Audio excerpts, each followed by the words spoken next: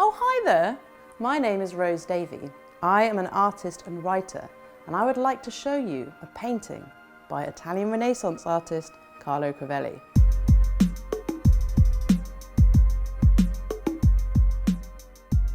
The Renaissance is a well-trod path, but Crivelli creeps off into the bushes and out into some pretty weird territory. His paintings pose the sort of conceptual questions we expect from the 20th century, like, what is this? Why was it made? What is the artist trying to say? And I don't get it. Crivelli's paintings blow my mind. So, let's look at one. This is the vision of the Blessed Gabriel, painted around 1489. It commemorates Gabriel, a devout Franciscan famous for his piety and visions of the Virgin. It's a strange and rather crude painting. Crivelli's graphic technique encases forms within a fine black line. Shade is described through units of mark. Two ducks are crammed into the corner below Gabriel's bent back toe. His massive sandals are underneath a miniature forest. A cave contains physically impossible water within rocks that resemble cooked salmon and parsley. A tree grows into a cross. A bird with its back to us sits on its branch, a goggle-eyed Gabriel directly underneath. A head of inconsistent scale floats at his elbow. Crivelli's signature is written in the dirt. Pebbles are arranged into various phallic patterns along a path. One long, two round. One such pebble constellation could be overlooked, but four is a pattern of intent. And what is hovering in the sky? It seems to be a vagina-like vision.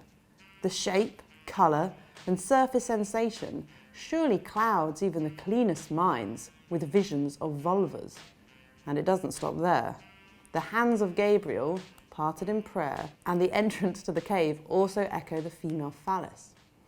Surely Crivelli is playing a dangerous game. After all, it was commissioned by the Catholic Church. Even the rope at Gabriel's waist suggestively disappears into the folds of his cloak. We see only 2 of the 3 knots tied to signify the vows of poverty, obedience and chastity. I wonder which knot was concealed. We know Crivelli was a rather fruity character. He kidnapped the wife of a sailor and was jailed for adultery in 1457, so we can assume he had a reckless attitude and an appetite for sex, clearly on his mind when he painted this. So, is Crivelli seeing what he can get away with, observing religious protocol, but also having a bit of a laugh? I mean, willies and vaginas are funny.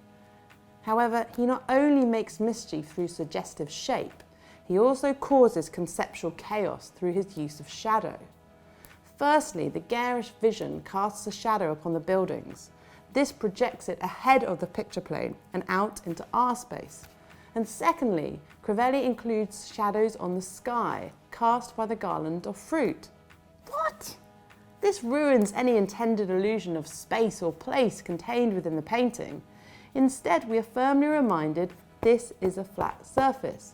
Most other Renaissance artists were working hard to maintain the illusion that painting is a window through which we look and imaginatively enter. Giovanni Bellini's St. Zaccaria altarpiece from 1505 dissolves the properties of the cathedral wall by mimicking its physical space, architecture and light. He wants us to forget we are looking at a painting and instead suspend our disbelief, tempting us to believe the saints reside within our world. But Crivelli breaks down the fourth wall and speaks directly to camera. The shadows that appear in the sky, of course, do not appear on the sky, they appear on the painting. Crivelli is keen to tell us this is a painting made on a hard, flat surface that can receive a shadow if an object is placed on top. A reality that is unquestionable and much more honest than any painted illusion of physical space. And yet, the revelation that this is a flat surface painted by the artist is illustrated by the painted illusion of hanging fruit. Confused? You should be. The best artworks confuse, and we should enjoy not knowing. Great art cannot easily be described to a friend, and I think most artists would agree. They don't fully understand or could explain the merit of their best ideas or artworks. As one artist friend said to me, You know in your gut it's good, but you don't really want to know why. French painter Paul Cézanne agrees. In the late 19th century, he wrote, "If I interpret too much one day, if I think while I'm painting, if I meddle, then whoosh, everything goes away." It has therefore always baffled me as to why art historians think they can explain an artwork's greatness when the artist has no idea.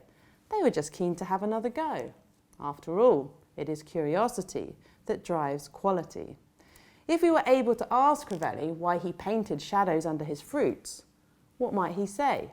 "Hey, Crivelli, why did you paint shadows on the sky?"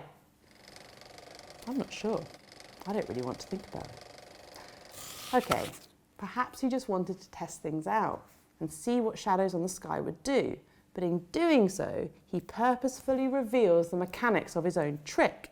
It's like hanging something across a television screen to show someone who has never seen a TV that the sunset they witness is not real and its surface is flat. Crivelli is not out to deceive. He confirms what we already know. This is a flat surface with colour on it. Crivelli leapfrogs the Renaissance and heads straight for the 20th century. Jonathan Watkins likens Crivelli to 20th century surrealist René Magritte, who similarly understands the potential painting has to offer in its ability to swindle our senses. Magritte painted a picture of a pipe in 1928 and wrote under it in French, "This is not a pipe." And indeed, it is not. It is colour upon surface. But then it is a picture of a pipe. So do we believe the authority of the image or the authority of the text? Crivelli shows us a shadow on the sky to remind us we are looking at a representation and not a reality. But it is the painted representation of the fruit that undoes the reality. Do we believe in the fruit or the sky? When artists represent various realities within one scheme, a struggle for authority ensues, and we as viewers like to know what is going on. In 1973, Michael Craig Martin placed a glass of water on a shelf and declared it was an oak tree. What? No, it's not. But the artist says it is, so it is. The artist has the power to transform in whichever way they seem fit. It is ironic to think Crivelli is often overlooked because his works are considered purely decorative, overtly religious, and old-fashioned within the context of the Renaissance, because for me, Crivelli is supremely progressive. He transforms the art object from panel to sky to surface. If we care to look a little closer, Crivelli confronts us with questions that strike at the very heart of our perception. What am I looking at? No, really, what am I looking at? A piece of wood, a sky, a shadow, a sordid sexual code? Unable to suspend our disbelief and imaginatively inhabit his paintings, we struggle to get a handle on what is real. But hang on, nothing is real. Crivelli's visual trickery reminds us that everything we see is the invention of the artist. In doing so, he brings us reality far greater than any other Renaissance painter was able to achieve. It is conceptual art at its best. Crivelli exposes painting for what it is and should be, a series of ideas and experiments, inevitably coloured by the context of time, but claimed by the authority and curiosity of the artist. Never satisfied, always searching. Just wait until you see some of his other work.